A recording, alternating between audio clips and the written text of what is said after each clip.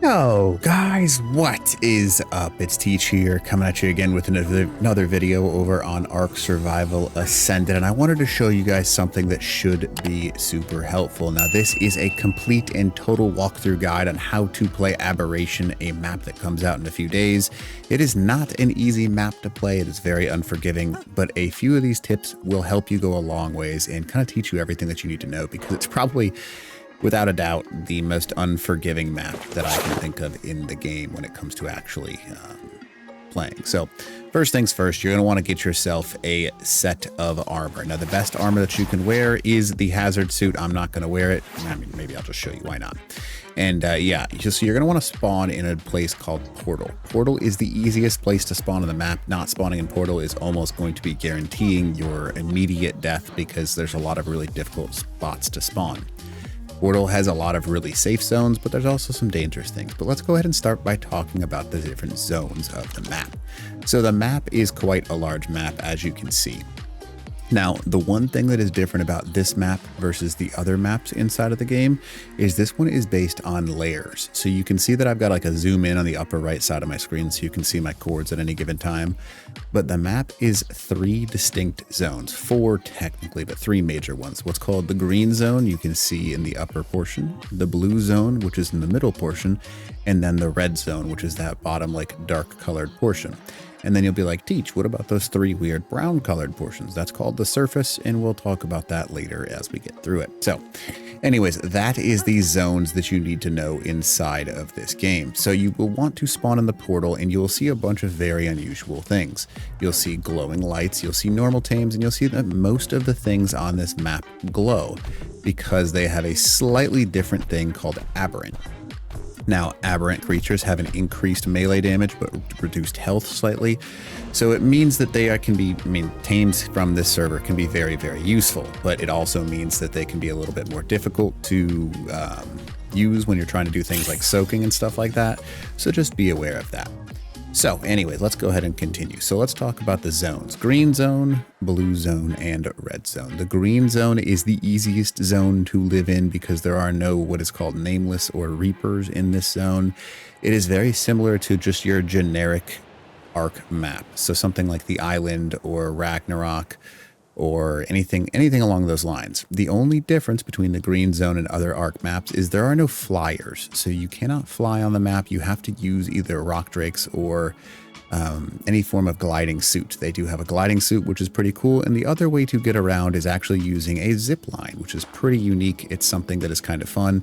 If you look closely, you can kind of see that there is a little zip line, and all you have to do is hit E to ride a natural zip line. And it's a lot of fun. It'll increase your speed as you go down it, and it just allows you to get across the map. And it's one of the quickest forms of movement early game, especially inside of Ark. Now, what you can do once you get to the end of them is you just run around and just kind of explore the map a little bit, because the green zone is very unique. These little mushroom things are actually wood trees. Your rocks look just like that. These mushrooms actually provide you with alternative food sources. So there's 4 or 5 different types of mushrooms that you can get out of those. And they're very similar to like the berries, except they actually heal you a little bit better. Now, the entire green zone is based off of a river system. Now, that river system runs the entire length of the green zone, just so you can see what I mean by that. This green zone, you can see I'm at the split in the river at like 35-40 right now. And the river is probably the most useful section in the green zone. This is because you have some of the more important tames inside of the game, including the Carcanos, which is a crab creature that is very large that you can tame and pick things up in both its left and right claw. They are also quite tanky, very useful for PvE grinding and PvP, probably one of the most valuable tames in the game. Now, there are no Rexes on this map, but the early game carnivore that you can tame is the Spino. The Spino has a huge boost on this map because there's water all over the place. So Spinos are incredibly useful when it comes to actually early game, and they're really easy to knock out. Honestly, Spinos are one of my favorite things to tame because with the water buff, they take increased damage, increased everything. They're kind of just monsters. So those are the major carnivores and dangerous things of the green zone. Occasionally, you're going to run into a giant danger noodle referred to as the basilisk. It's one of the most terrifying things. Even late game, they're incredibly dangerous. You can tell because they've got these three little, like a trident that kind of sticks out of the ground. And when that trident sticks out of the ground, you don't want to be near it because they will just essentially, until you have everything that you could need, you will get smoked by it. So we are still in the green zone, and you can tell because there's redwood trees. There are literal green stuff all around us. There's no difference. It's very clear when you're in the green zone. Now, the green zone, unfortunately, has very limited access to metal, very limited access to more valuable tames, very limited access to pearls, and a few other basic resources. But the green zone is very useful for just staying safe, right? There are a couple of larger caves that you can find in the green zone by going over to some of the walls. And what I mean by that is, remember when I said that we were talking about those surface entrances? See those kind of like orangish brown zones on the upper right, lower right, and upper left? All of those are surface entrance caves. Now, once you go into those, these caves are filled with bones that will give you access to some resources and a little bit of metal as well. And then it'll lead you out to the surface. And this is what the surface looks like at nighttime. And when I say at nighttime, I literally mean you have to go into your map and you have to look at the time of day. It is possible to travel on the surface. During the day, it is literally burning hot, so you can't actually travel out here. But even during the nighttime, it is incredibly dangerous because you will, as soon as you get out here, you'll notice these like little things that poof up. These little poof ups are nameless. And then there are larger ones that kind of move around a little bit. Let's see, I hear them. Nope, that's just nameless. There's a big feller. So you'll notice these Reaper Kings. So these are surface Reaper Kings. You can actually get one of these later in the game, but it's incredibly dangerous to travel because they have a slow with that little tail move. They have a whip that will knock you around, and their bite is incredibly dangerous. So I would suggest avoiding the surface until you have access to a rock drake, but only go out there at night because you'll die during the day no matter what. So anyways, that's a surface cave. That's what happens. So now we've described what the surface looks like. We've described what the green zone is. Let's go ahead and head down into the blue zone. Now there are a few ways down to the blue zone, and it is very easy to find because guess what? It's very, very blue. Yes, this is why it's called the blue zone. The blue zone is indicated by obviously blue being everywhere, and then a giant tree system, like a root system that runs its entire way through the blue zone. You can see these giant roots. You can run on all of these, and it's a very useful early form to kind of keep yourself safe from a lot of the random shenanigans that spawn here. Now, the blue zone is also the first place that you're going to really run into those nameless, except for where we just talked to them on the surface up there. They're the little rat-looking things. And you only run into nameless if you do not have a light pet on your shoulder. Now, what a light pet is, you see how this little bug right here is kind of glowing, right? It's got a little light charge around it. Now, light pets are things that you can tame that emit that charge. If you do not have a light pet and you spend too much time in the blue zone or the red zone, nameless will pop out of the ground and try and kill you. Now, obviously that's something you don't want because they will continue to pop out of the ground trying to kill you. And if 10 nameless spawn around you, a Reaper King will spawn immediately. So you want to be careful about that. So if you're taking trips down to the blue or the red zone, make sure you have a light pet on your shoulder. Or obviously Cosmo is going to be the pick that you want to take for that. So that is the blue zone quick description. The special things about the blue zone, let's talk about them. So see these rocks that have this blue like ore running through them? All of these rocks are actually high quality metal nodes. Aberration is one of the best metal maps in the entire game. And using a Carcanos and a Ankylosaurus, you can get a crazy amount of metal. You can see a nameless just spawned. That's the alpha nameless, so it'll spawn in other nameless towards it, which will be useful later on, but not right now. So that is what the actual metal is. It comes in these blue forms, and it's very useful. And these are just generic rocks. If there's no like bluish ore running through them, that's just a normal stone rock. Now, some other resources that you might want to be aware of. Inside of the blue zone, there's a giant lake in the bottom. Again, look in the upper right to see the map that I'm kind of moving around in.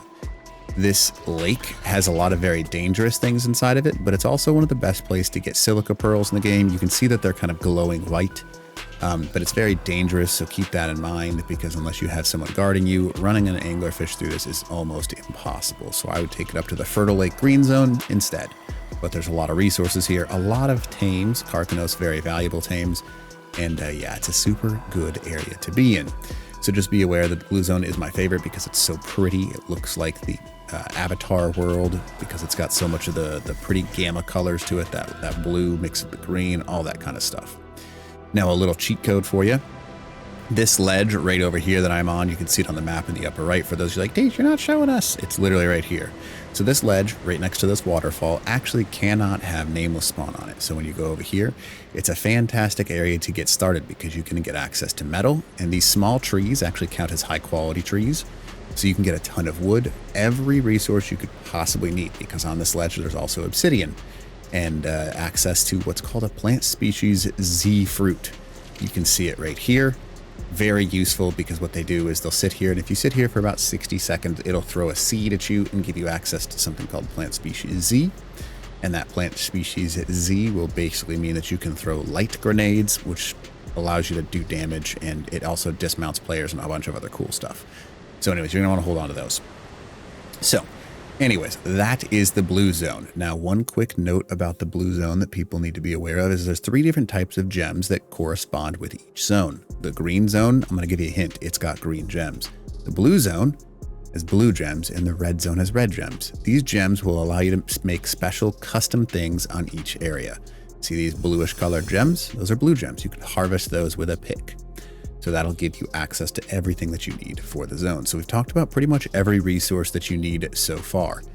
Now, another thing that you're going to start seeing once you kind of move in, and you'll notice them occasionally, are these guys. These are charge nodes. Charge nodes allow you to make element. So it's the first map where you can actually make and craft element as long as you have the things that you need: red gems, green gems, blue gems, charge battery, congealed gas ball, and then element ore. So that's the blue zone. And obviously this is a useful zone because there's a lot, you can see there's a lot of resources. This is commonly referred to as the resource zone out of every single map because of the ridiculous amount of resources that you can get out of things. And yeah, it's pretty nice. So the few things that you want to watch out for in this zone, I talked about the nameless.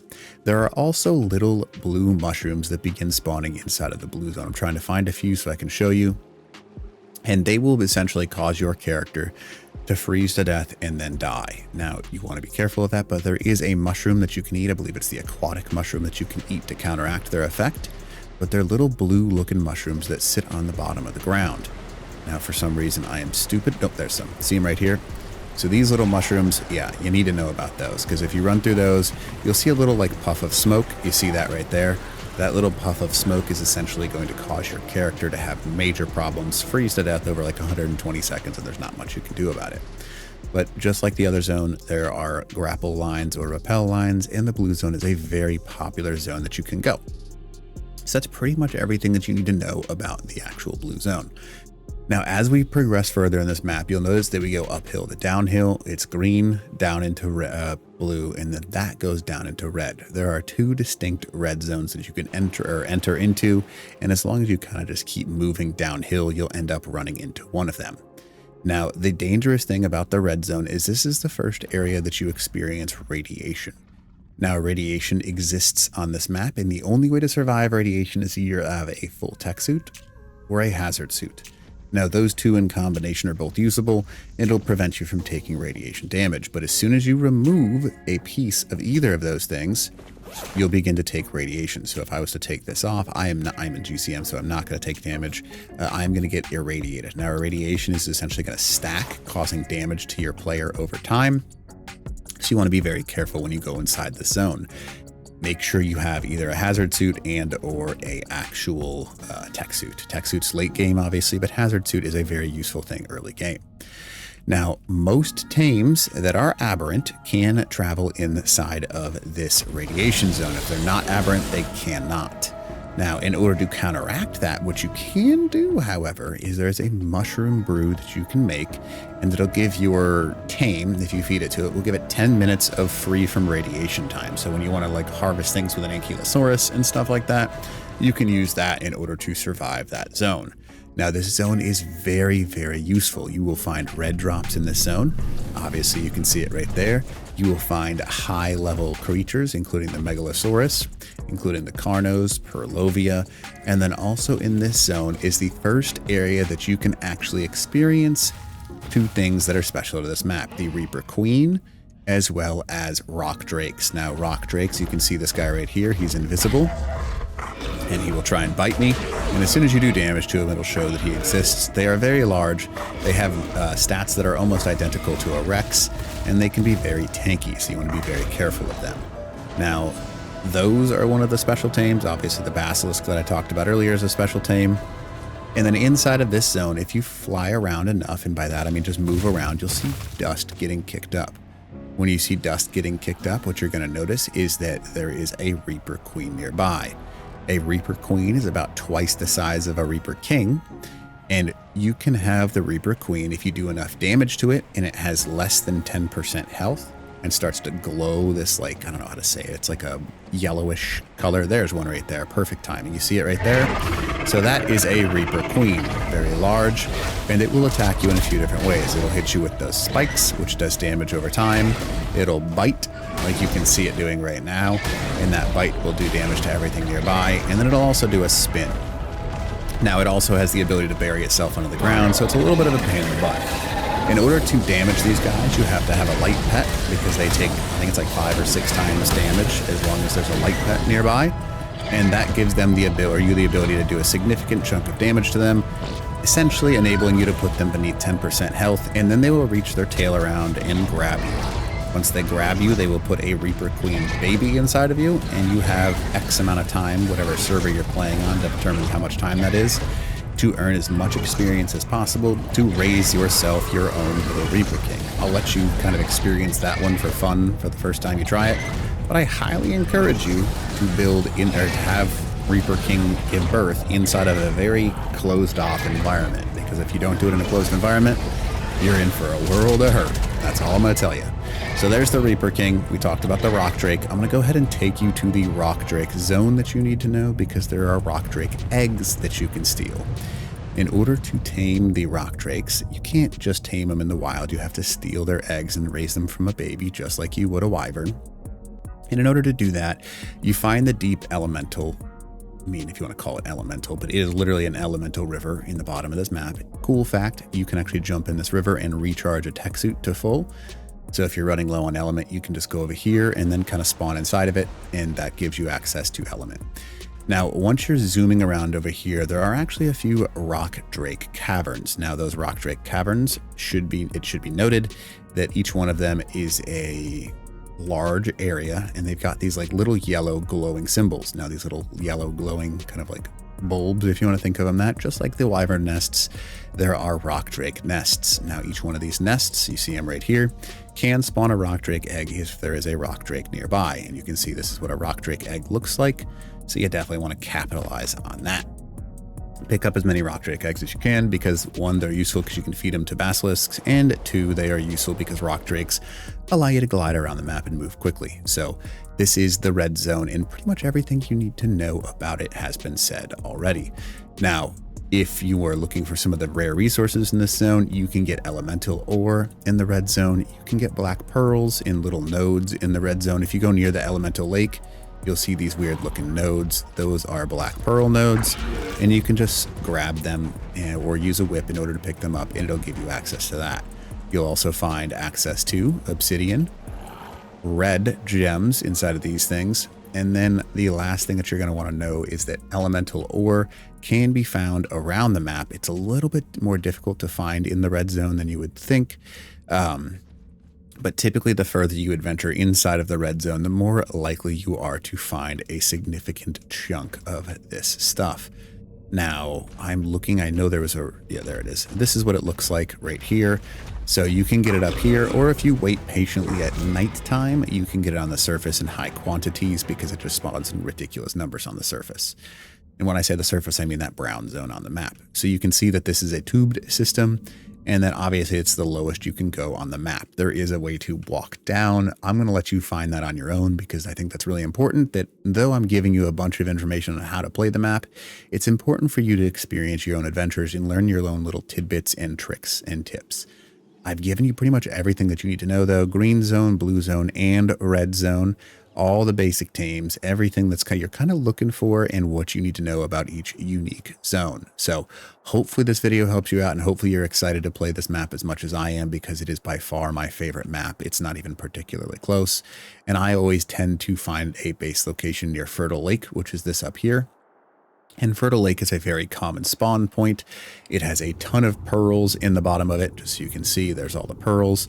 And then it's just a very useful place to go. It's super deep. It can spawn in pretty much any deep sea creature, which is kind of unique. You wouldn't think that it would, but it does.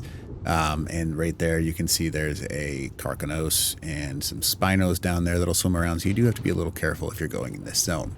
So hopefully this is something that helps you guys out. I love this map. It's going to be a lot of fun. They hopefully touch it up quite a bit and make it quite a bit better, but you know, it is what it is. So if you don't mind, smash that like button, leave a comment below for the algorithm, and then consider subbing to the channel. All right, Teach. Ow.